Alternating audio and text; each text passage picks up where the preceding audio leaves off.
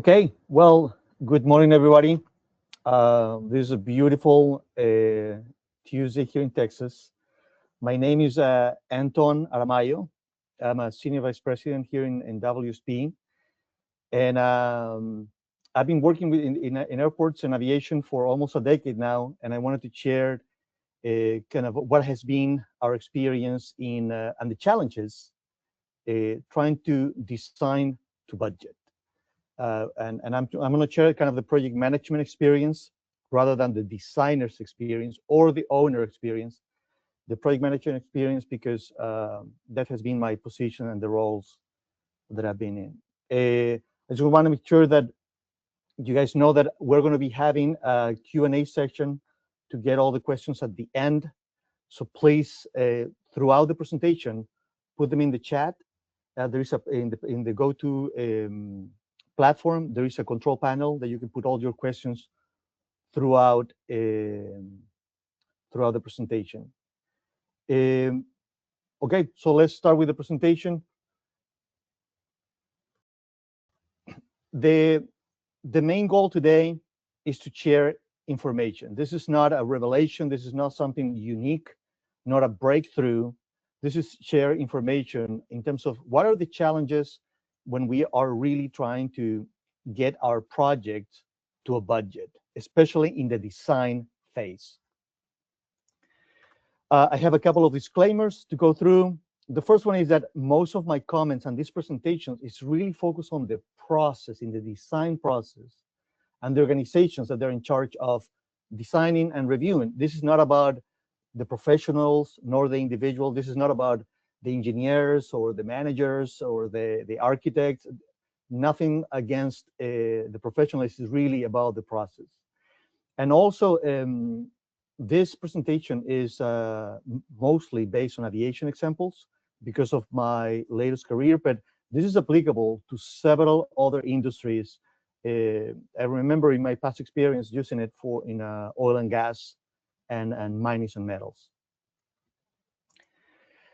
So let's start going through what is the problem. The main problem that we have is probably, I'm trying to represent it on the picture on the right side. This is an actual airport that was built. This is the Beijing International Airport. This is the ticketing area. That kind of constructions are not seen here in the US, nor in Europe.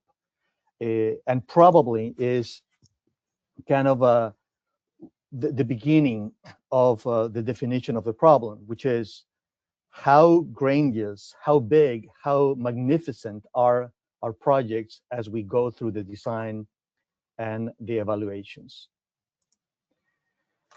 So let's go through the issues. The first problem that we have is that in the design process, we have a sequence of events where we design, then we submit a design, either a 30% design, which is the name that we call them, or a schematic design, a concept design, or detailed design, and then another organization, another group of people takes those drawings and they make a cost evaluation. That process is called design then cost, meaning submit something, someone make an estimate, so therefore they know the cost. This sequence has several issues that I'm going to go through. The first one is that you start having the requirements. Where are the requirements coming from? Coming from the owner, from the developer, from the client, from the user of the facility or the airport. And those requirements are given to the designers. The designers, they design, they develop their facilities with very little cost validation. Then the estimate is being developed. That estimate comes with some level of granularity and detail.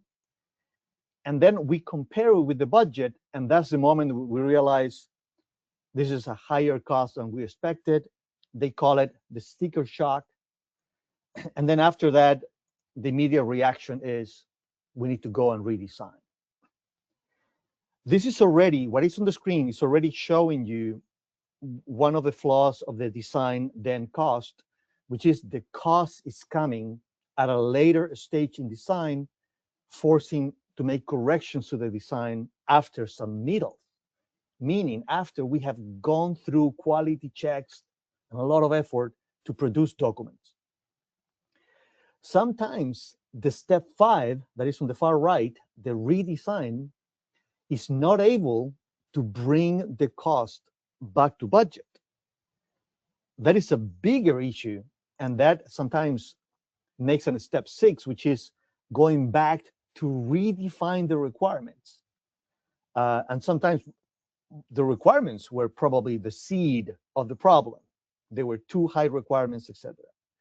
So why this is a problem? Why the design then cost fails? The first one is, like I mentioned, sometimes we find that the requirements are pretty high. They were established by different departments, that they were not working together, they were not working in coordination, and nobody really controls what is essential, what is a must-have versus the nice-to-haves. And also those teams, when they establish their requirements, they do not have cost validation tools. When they say, I need an area for my vehicles and needs to have all these connections and air conditioning, okay, are they validating the cost of that request? Probably not. So therefore, that gets documented in the requirements. Another problem, or looking for the whys, is that designers also develop content without a broken down budget. Maybe in your experience, many of you have gone through a project and you have been given, this is the budget for the project, maybe a $500 million budget for the project, but then you have another team of civil engineers doing the access roads for that project. They do not have a budget for that specific portion of the work, for that component, the access roads. Similarly, the electrical team that is designing transformers or backup generators, they do not have a budget specifically for the electrical portion of it. So sometimes the budget is set as a whole project, but not the individual budget. So therefore, each discipline doesn't know how to really focus on the design to budget. Also, the estimates are really an interpretation of the complexity. This is very early on in the process. So therefore, they do not have a full risk assessment. And then they see a render. For example, they see the picture on the right side. And how do I build that? How many cranes am I going to be using? Where do I position those cranes? And therefore, without that understanding, many assumptions are being made in the estimates, therefore driving a conservative estimate. Therefore, you have high cost that is being compared, and sometimes with unrealistic budget, to be honest. And also, we need to understand that the estimates, they have some level of quality that is acknowledged. Actually, I'm putting here in the parentheses, the American Association of Cost Engineers, they have a very nice table of estimate classes. And early on in the design, you have class 5 and 4, which is very high level with a significant margin of error. So therefore, it is difficult to compare a non-realistic budget with an estimate that has a margin of error. And finally, the redesign, one of the flaws or one of the fails is that it's focused really trying to look for that silver bullet. What is that single driver that is bringing the cost back to budget? But then we tend to forget that if we fix 50 $1 million problems, we get a $50 million fix. And it's more work. It requires significantly more effort. But we should not forget that sometimes several small fixes can fix the project. So I just wanted to share this 3 examples of very nice airport representations of the hall areas, the ticketing areas. But if you look at them, these are very early on in the process. These ones are great concepts, but do not have enough information for the construction teams nor the estimators to come up with what is the cost of this.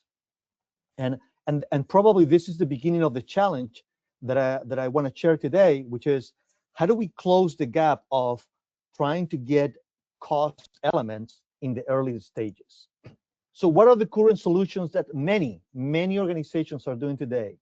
This is not something new. These are many years of teams trying to resolve this problem. The first one is, let's better define the scope. Let's work on a design criteria manual early on before the design starts. So therefore, you hire a company to work on these designs, on these concept designs very early on. Some other owners or developers, hey, let's bring the contractor that delivered within budget last time, and they know us. They know the client, they know the facilities. So therefore, they have more certainty than other companies that they're going to be just padding the estimate because they don't know us. Some other solutions are using the same specifications from previous projects, just copy paste. We're not going to change our restrooms. We're not going to change our doors, our air conditioning, anything. Let's use the same specifications. Some other organizations, they just go with alternative delivery. Lump sum turnkey. You delegate 100%. The contractor just provide a lump sum, and you delegate absolutely everything. You just participate in the reviews. It's kind of saying, don't show me your problems until the very end. Share the key to open the facility. Today, there are several airports doing design build and CMAR, which is called construction management at risk. Those two are very common alternative delivery methods, and they really promote collaboration. And sometimes they're open book. There's some airports doing investing more money in pre-construction services, meaning you bring construction companies, either the one that is going to build or a third-party construction company to provide pre-construction services to identify constructability gaps, things like that. And they collaborate on progressive GMPs, guarantee maximum price, which is the mechanism to get a cost proposal from construction companies to sign a deal. And they're progressive because as you develop the design, you create packages, the civil package, the enabling package. So therefore, you create several progressions of the scope, and you get cost certainty as you develop the design. Then you have more supervision design in the 30, 60, and 90, very heavy reviews. Then you have peer reviews, value engineering efforts, and independent estimate. So this is what the companies and the airports are doing today. So if your team is not doing any of the bullets here, go ahead and do it. This should be in your toolkit because this is kind of a current solutions that they have been implemented. So now let's shift to what is design to budget. What is the intention? What is the idea? What it is? So the first is an intention to influence the concept and not the drawings, meaning that you go very early on in the stage because it's where you can influence the most. You have the highest impact, and you put a lot of decision making in the early stages, front-loaded decision making, making a lot of decisions in the beginning that they're agreed by the organization. It's an integrated team approach. This is not about one department being the pit bull of the budget or the cost. This is an intention to really integrate your organization, make them all responsible for it, have a proactive mindset, and not look at the cost as a workshop, as a one set of meetings or a one single team responsibility, like normally is the project controls team. You really put the cost before designing. Like I mentioned before, you set a budget, but broken down by disciplines, by the components of the project, and you put it as a design parameter. You tell the designers, this is the goal, along with the level of service, along with the durability, along with the safety and the quality. The cost is another parameter. And then we have a continuous cost tracking. Imagine continually make an estimate is almost impossible. So therefore, you do continuous cost tracking, but focus on KPIs, in key performance indicators. So therefore, you track very few elements rather than an entire estimate, and that takes time to be developed and is difficult to review line by line. So one of kind of the intentions is, one goal of design to budget is when your organization review a render, when they review the early drawings and representations of the facility, they are also thinking about that, about the square footage, about the cost per square feet of the ceiling, the air conditioning capacity, the amount of tons of steel, etc. So this is difficult because early on, you do not have such a level of quantifications. So that's the intention of kind of trying to kind of merge these two things. So in design to budget, we have few levers, or several levels, sorry. I just want to focus on the four that probably they're more effective and probably more interesting to discuss. The first one is reduce scope. And you can say, okay, but that's pretty basic. Anybody can design to budget by just reducing the scope. But bear with me for a second. On the right side, I'm showing a kind of a representation of an airport.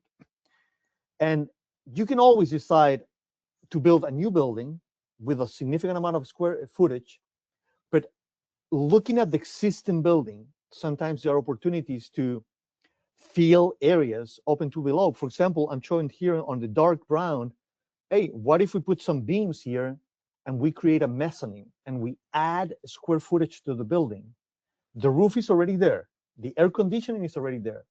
The vertical circulation is already there. So by adding a mezzanine, you add a square footage with a significant lower cost than if you build a new building.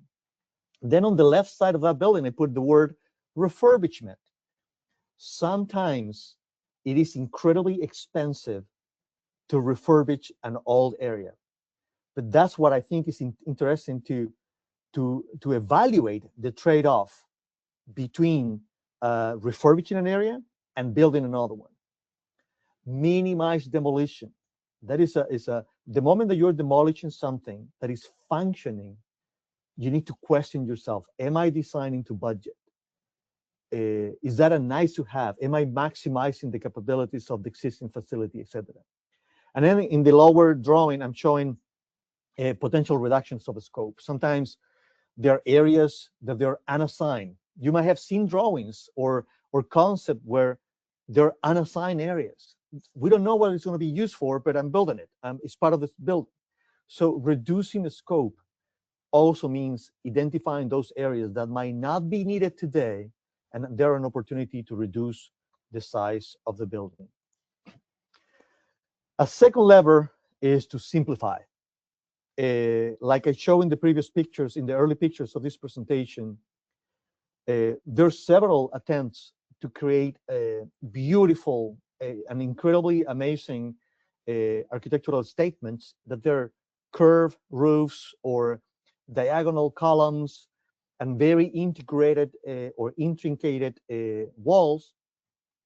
But the moment that the construction teams are evaluating those to be built, they really put a lot of price on that. So therefore, reduce construction complexity, it is an element of design to budget. Minimize the curves as much as possible, trying to standardize the areas or components. I remember being in a project where there were 12 different column types, and we were receiving the columns and we were storing them because they were not in the sequence of construction. So you were receiving some out of sequence columns that you can only install them in specific areas that they were not ready. So standardize all the columns. In airports, we don't have many opportunities to standardize, but sometimes the whole room areas can be repeated over and over in a pier or a concourse, and those are an opportunity to standardize. Reduce the wall to floor ratio, meaning that simple walls, straight walls are always going to be more efficient, and limit the brownfield construction work. Sometimes in airports, we work significantly in areas that are in operation with a secure access, with very constrained footprints to work. If we are creative and we identify ways for the team to work in a green field in an area that is not in operation, it is a tremendous improvement. The third level is to change materials. Sometimes the exterior of the airport might be covered in glass, but there are opportunities to also to mix it up with other panels in the exterior that they're cheaper than the glass. You need to really focus on large quantities.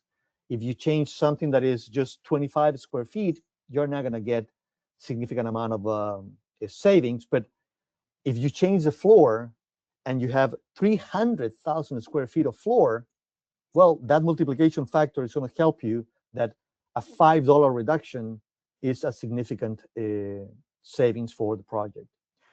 Work with your designers to make sure that they get off-the-shelf products that they're just clip on, that they're easy to install, to remove, to clean, instead of very intricate or complex ceilings or very high ceilings that you need equipment to go up and replace it or maintain it.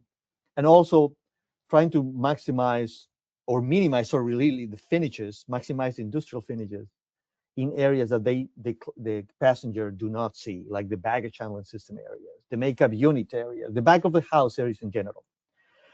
So when you see the ability to influence, many of you have seen that curve. The design phases, concept, schematic, detail design, and construction, really the specifications are developed in the back end.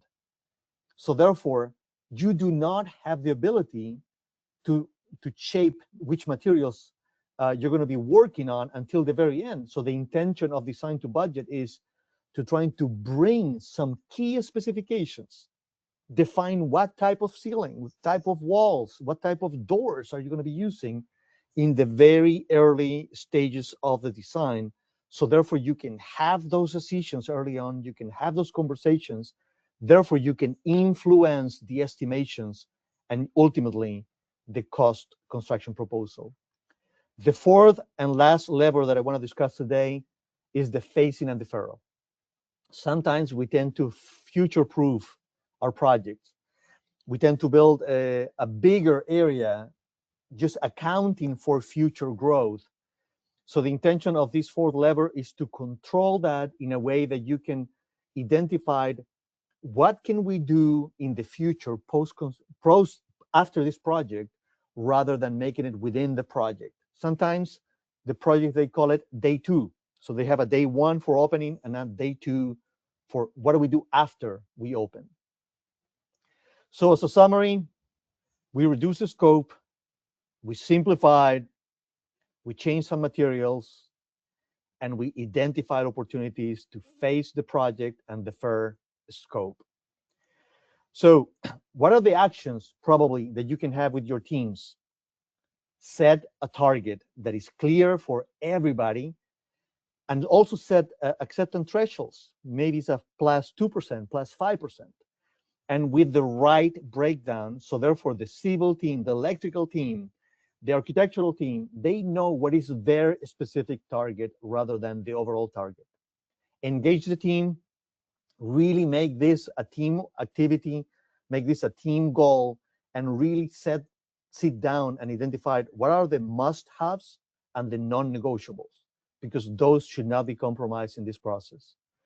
Define standards pretty early on. Develop a document that is going to help you to communicate to the designers everything that you think is important for you. And finally, define those KPIs that you're going to be tracking. For example, one very simple, the square footage of the building. Another one, the cost per square feet. Is your building going to be targeting to a $2,000 per square feet, a $3,000 per square feet? Or you want to stay within the range? You have the wall to floor ratio. Sometimes you can set up the cost of the superstructure versus the structure. So the percentage of the cost of the superstructure. Is it at 40%? That means that it's very complicated. It's too high. It should be in the 25%, 20%. What about the cost of the finishes? Also, you can control that as a KPI in this process. There are many more. There's not enough time in this presentation to really to go through all the KPIs that you can use. And then, obviously, with your team, pull the levers that we just went through. I have some real examples, just in case we have time, and I want to do a time check with Karina, which is the organizer of the GoToWebinar. Do we have a couple of more minutes to go to examples, or we go to the questions? You can take maybe a couple of minutes for one example, because we are reaching almost the end of the session. Perfect. So I'm just going to flip through some of these examples.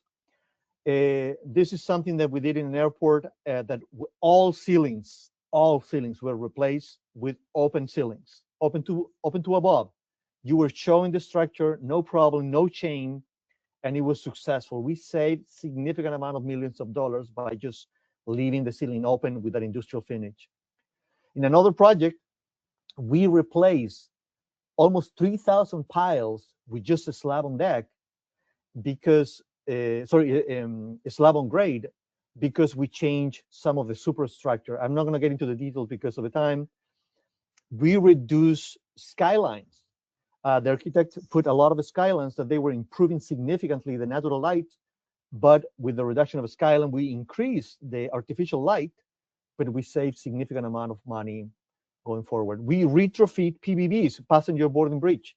We use them from the existing terminal, we improve them, and we use them in terms of procure new PBBs and replacing glass for others. So thank you for all the attention. Now we kind of we can open to questions, and I don't know if you guys have put some questions in some of the questions that you want to go through.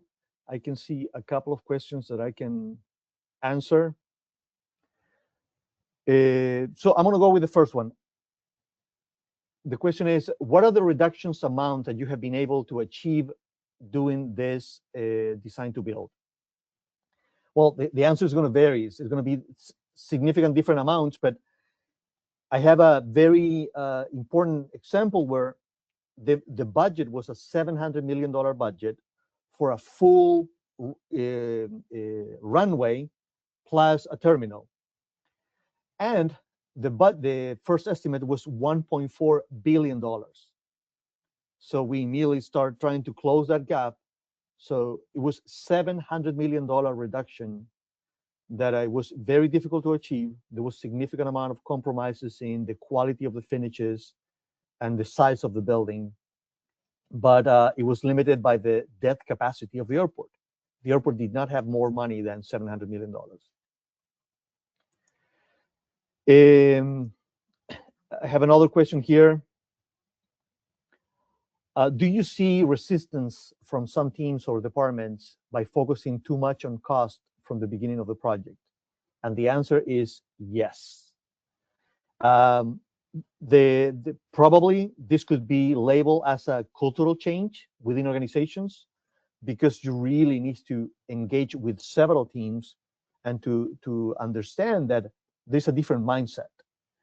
So in this process, probably you're going to find some resistance from some teams, that they're going to feel that they're being criticized or suppressed in terms of creativity, what they can deliver, because there is a number that is really constraining them.